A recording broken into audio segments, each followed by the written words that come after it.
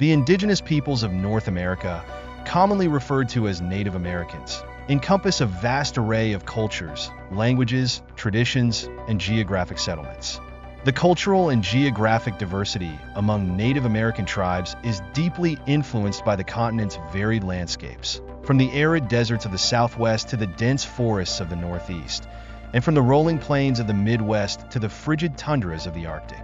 These environments played a critical role in shaping not only the material culture of each group, but also their spiritual beliefs, social structures, and economic systems. Central to the evolution of Native American societies was their economic and trade systems, which facilitated the development of complex social hierarchies and intercultural relations across the continent. This essay will explore the cultural and geographic diversity of Native American tribes, followed by an examination of the role that economic and trade systems played in their social development. Geographic and cultural diversity of Native Americans, the indigenous peoples of North America, represent a multitude of distinct cultures, each shaped by the environment in which they lived. Broadly speaking, Native American tribes can be categorized into several geographic regions: the Arctic, subarctic, Northwest Coast, Plateau, Great Basin, California, Southwest, Plains, Northeast Woodlands, and Southeast. Arctic and subarctic regions. The Arctic region, home to the Inuit and Aleut peoples, is characterized by its cold, harsh climate. The people of this region were primarily hunters, relying on sea mammals such as seals, whales, and walruses for sustenance. Their lifestyle was nomadic, moving in accordance with the availability of game. The cultural practices of the Inuit, for example, reflected their reliance on the natural world for survival, with a rich tradition of storytelling, music, and spiritual beliefs centered around the animals they hunted. In contrast, the subarctic region, stretching across much of Canada and Alaska, was dominated by boreal forests. The peoples of the subarctic, including the Cree and Athabascan groups, lived in smaller communities and engaged in seasonal hunting, fishing, and trapping. Their semi-nomadic lifestyle required them to develop sophisticated knowledge of the land and its resources, leading to a strong spiritual connection with nature. Northwest Coast and California. In the Northwest Coast region, stretching from present-day Alaska to Northern California, Native American tribes such as the Tlingit, Haida, and Chinook developed complex societies that were less nomadic due to the abundance of resources in their environment. The coastal waters provided ample fish, particularly salmon, while the forests offered timber for housing and totem poles, which became important symbols of lineage and status. This region is particularly notable for its potlatch ceremonies, a form of social gathering where wealth was redistributed among members of the community, reinforcing social hierarchies. California, home to tribes like the Pomo and Chumash, offered a Mediterranean climate that supported a wide range of flora and fauna. Native Californian tribes had access to abundant resources, which allowed for the development of complex basketry, trade networks, and stable settlements. They practiced a semi-sedentary lifestyle, relying on acorns as a staple food and engaging in trade with neighboring tribes. Southwest and Plains in the Southwest, the Hopi, Zuni, and Navajo peoples lived in arid desert environments, where agriculture played a significant role in their societies. They practiced dry farming techniques, relying on crops such as maize, beans, and squash. The Pueblo peoples, in particular, are known for their adobe dwellings, which were built in large, multi-story complexes that housed entire communities. The Southwest also gave rise to rich spiritual traditions, with intricate ceremonies related to agriculture and the natural world. The Plains, home to the Sioux, Cheyenne, and Comanche, among others, are often associated with the image of nomadic buffalo hunters. The introduction of the horse by the Spanish in the 16th century revolutionized the way of life for Plains tribes, allowing them to follow buffalo herds more efficiently. This mobility influenced their social structures, with bands of people moving in large groups across vast distances. The spiritual life of Plains tribes was closely tied to the buffalo, which provided food, clothing, and materials for shelter. Northeast and Southeast Woodlands. The Northeast Woodlands, including the Iroquois and Algonquin peoples, were densely forested and provided a rich environment for agriculture, hunting, and fishing. The Iroquois Confederacy, a powerful alliance of 6 nations, is notable for its sophisticated political system and longhouses, which served as communal living spaces. The practice of maize agriculture was central to the economy, and the spiritual life of these peoples often revolved around agricultural cycles. The Southeast, home to the Cherokee, Creek, and Seminole, was similarly rich in resources. The warm climate and fertile soil allowed for extensive agriculture, including the cultivation of maize, beans, and squash. Southeastern tribes also built large earthen mounds for ceremonial purposes, such as the ones found at Cahokia. These societies were hierarchical, with chiefs and elites playing a central role in both governance and religious life. The role of economic and trade systems in social development.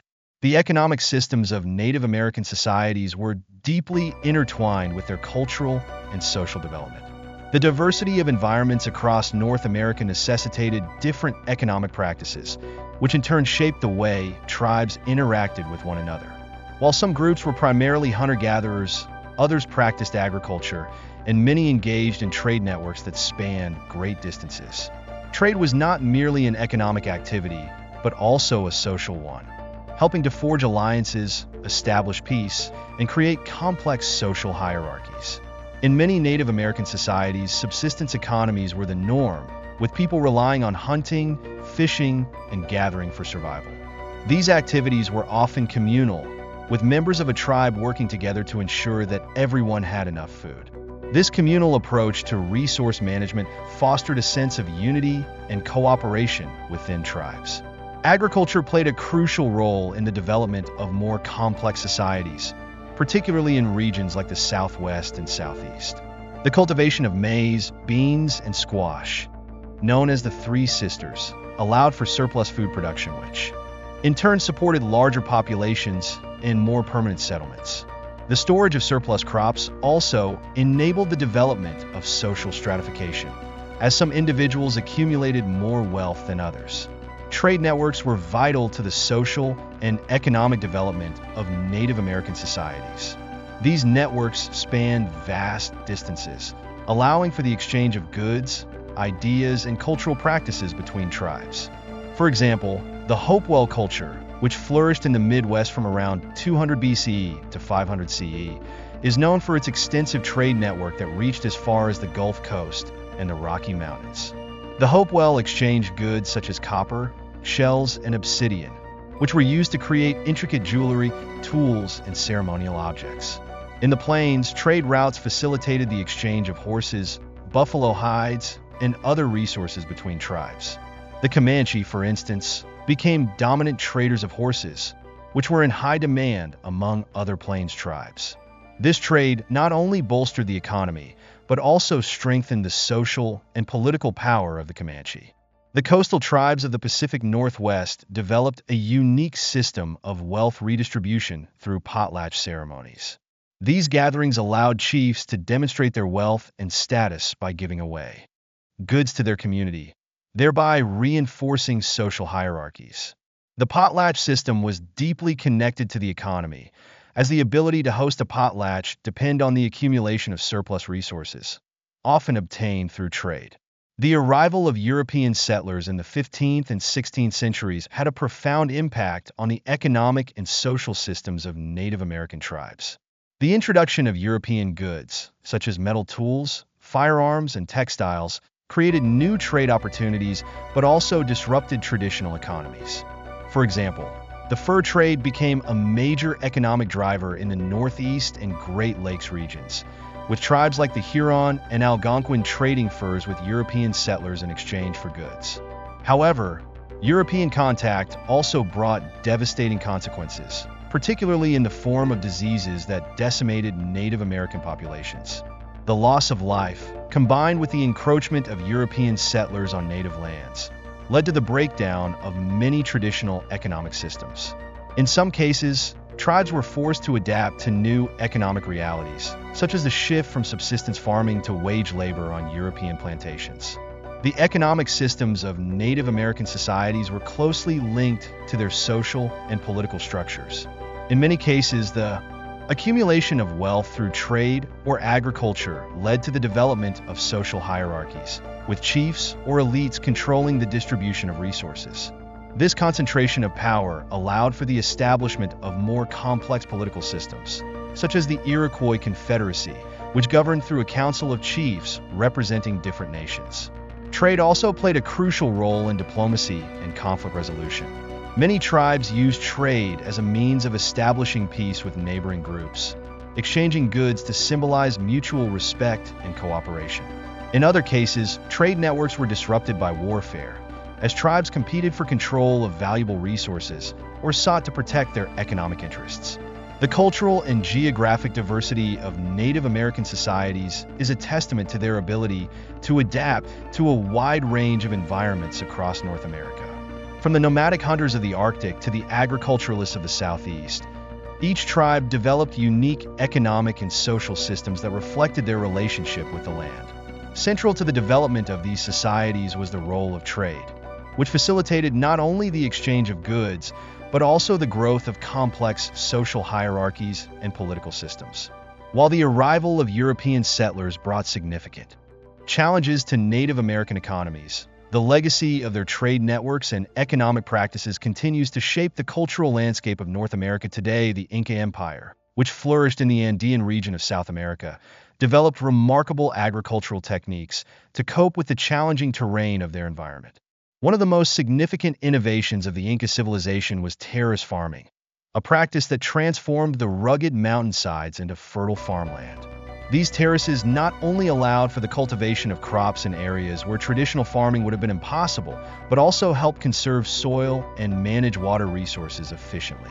In this essay, we will explore the structure and design of Inca terraces, their role in supporting agriculture on mountainous terrain, and the ways in which they contributed to both increased agricultural productivity and the preservation of natural resources such as soil and water. Through a detailed examination of these terraces, it becomes clear that the Inca people possessed a deep understanding of environmental stewardship and agricultural innovation, which played a crucial role in the success and sustainability of their empire. Structure of Inca terraces. Inca terraces, known as andans, were constructed to convert steep mountain slopes into arable land, providing a flat surface for planting crops. The terraces consisted of a series of stepped platforms, with each step supported by a stone retaining wall. These walls were typically made from local stones and constructed with a slight inward tilt, which added structural stability and reduced the risk of collapse. The height of the terraces varied, depending on the steepness of the slope and the needs of the crops being grown. Each terrace was filled with layers of different materials, carefully designed to maximize water retention, prevent soil erosion, and create optimal conditions for plant growth. At the bottom of each terrace, large stones were placed to create a foundation that allowed for proper drainage. Above these stones, layers of gravel and sand were added, followed by a layer of nutrient-rich topsoil. This layered structure helped manage water flow, preventing water from accumulating and washing away the soil. In addition to their physical structure, Inca terraces were often irrigated through an intricate system of canals and aqueducts that carried water from higher elevations down to the terraces. These irrigation systems were designed to provide a steady supply of water to the crops, even in arid regions. Water was distributed evenly across the terraces, reducing the risk of oversaturation and ensuring that crops at all elevations received sufficient hydration. Role of terraces in mountain agriculture. The Andean region, where the Inca Empire was located, is characterized by its steep, mountainous terrain. Traditional farming methods would have been ineffective in such an environment, as the slopes would lead to rapid soil erosion and make it difficult to retain water. By constructing terraces, the Inca were able to create flat, stable surfaces for agriculture, allowing them to cultivate crops on land that would otherwise have been unusable. Terraces also played a crucial role in microclimate management. The vertical height of the terraces allowed farmers to plant crops at different elevations, taking advantage of the natural temperature variations that occurred along the mountainside. For example, crops that thrived in cooler temperatures could be planted at higher elevations, while those that required warmer conditions were planted on lower terraces. This form of vertical archipelago agriculture enabled the Inca to grow a diverse range of crops, even in regions with limited arable land. Crops grown on these terraces included staples of the Inca diet such as potatoes, maize, quinoa, and beans. The terraces were also used to cultivate medicinal plants and other important agricultural products that were essential for trade and sustenance within the empire. By maximizing the agricultural potential of the mountainous landscape, the Inca were able to support a large population and maintain a stable food supply, even in times of drought or environmental stress. Soil conservation and prevention of erosion. One of the most significant benefits of Inca terrace farming was its ability to conserve soil and prevent erosion. The mountainous regions of the Andes are highly susceptible to erosion due to their steep slopes and heavy rainfall. In the absence of terraces, rainwater would flow down the mountainsides, washing away the topsoil and leaving the land barren and unproductive. The stone walls of the terraces acted as barriers, preventing soil from being carried away by rainwater and wind. In addition to stabilizing the soil, the layered structure of the terraces helped improve soil fertility. The top layer of soil on each terrace was constantly replenished with nutrients through natural processes such as composting and the addition of organic matter from crop residues. This created a nutrient-rich environment for crops to grow, reducing the need for artificial fertilizers and contributing to the long-term sustainability of the land. The drainage systems built into the terraces also played a key role in preventing erosion. By allowing excess water to filter through the gravel and stone layers, the terraces prevented water from accumulating on the surface, which could have caused soil saturation and subsequent landslides. Instead, the terraces acted as a sponge, absorbing and slowly releasing water in a controlled manner. This not only conserved soil, but also helped maintain moisture levels, ensuring that crops had a consistent water supply throughout the growing season. Water management and irrigation water scarcity was a major challenge in many parts of the Inca Empire, particularly in the arid highlands. To address this issue, the Inca developed sophisticated water management systems that complemented their terrace farming practices. These systems included aqueducts, reservoirs, and canals that transported water from distant sources, such as mountain springs and glaciers, to the terraces. The Inca were skilled hydraulic engineers who understood how to harness the natural flow of water to irrigate their fields. Water was carefully channeled through stone-lined canals, which often followed the contours of the landscape to minimize water loss through evaporation or runoff. In some cases, the Inca built reservoirs to store water during the rainy season, ensuring a steady supply of irrigation water during the dry months. One of the most impressive examples of Inca water management is the system of canals and fountains found at Machu Picchu. This ancient city, perched high in the Andes, relied on a complex network of water channels that brought fresh water from nearby springs to the agricultural terraces and residential areas. The precision with which these canals were built demonstrates the Incas' advanced understanding of water flow and their ability to adapt their agricultural practices to the challenges of their environment. Increasing agricultural productivity. Terrace farming allowed the Inca to significantly increase agricultural productivity by making use of otherwise unworkable land. The terraces provided a means of cultivating crops in high-altitude regions, where the climate and soil conditions would not have supported traditional farming methods. By flattening the slopes, the Inca created a controlled environment that was conducive to growing a wide variety of crops. In addition to expanding the amount of arable land, terrace farming also contributed to higher crop yields. The improved soil fertility and water management systems ensured that crops received the nutrients and hydration they needed to thrive. Furthermore, the terraces helped regulate temperature and moisture levels, creating microclimates that were ideal for specific crops. The ability to grow crops at different elevations allowed the Inca to experiment with different agricultural techniques and optimize their farming practices. As a result of these innovations, the Inca Empire was able to produce surplus food, which was stored in granaries and redistributed during times of scarcity. This surplus played a crucial role in the stability of the empire, as it allowed the Inca to support a growing population and maintain their dominance over a vast and diverse territory. The Inca Empire's success in agriculture particularly in the challenging environment of the Andes, can be attributed in large part to their development of terrace farming.